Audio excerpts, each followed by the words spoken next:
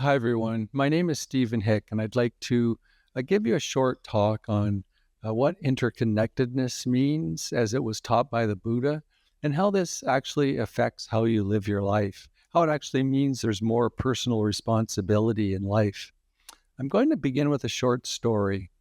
One quiet summer morning, a child's playing on the beach and sifting through the sand with this boundless curiosity. She held up a single grain, marveling at its brilliance. Her father, smiling, said, "Do you know that it took the entire universe to create that grain of sand?" She giggled, but soon fell silent, sensing something deeper. Don't we all start life with this sense of wonder? But as we grow, our views narrow. We explain the world with neat little stories. This happened because of that, or I am who I am because of my past. Then these narratives can offer us comfort, but barely scratch the surface of a grander truth. Take that grain of sand.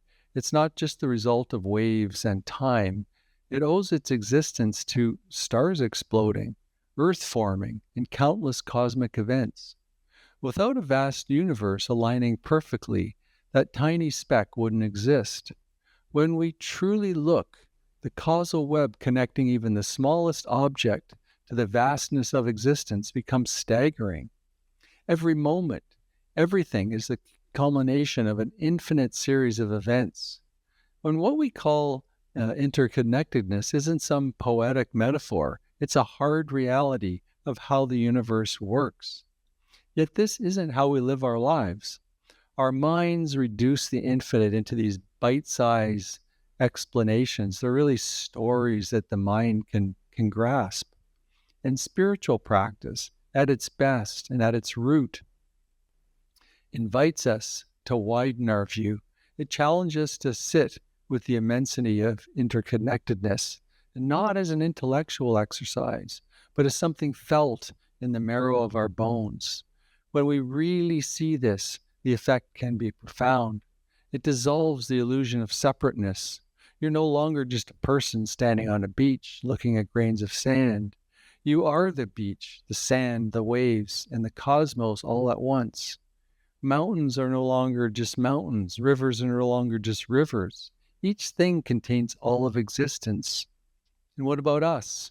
If a grain of sand requires a cosmos, so do we. Our existence is the result of countless causes spanning space and time. And this doesn't absolve responsibility, it actually deepens it. Saying I did this because of everything that's ever happened is true, but it also demands accountability as we're part of this interconnected whole. So this understanding creates a tension. On one side lies the absolute, perfect and infinite. On the other is the relative world where we live and love and struggle. Spirituality asks us to stand in both, recognizing the divine within the ordinary. When we speak of awakening, it's not about leaving the world behind. It's about seeing the world, every grain of sand, every human face as the face of the infinite.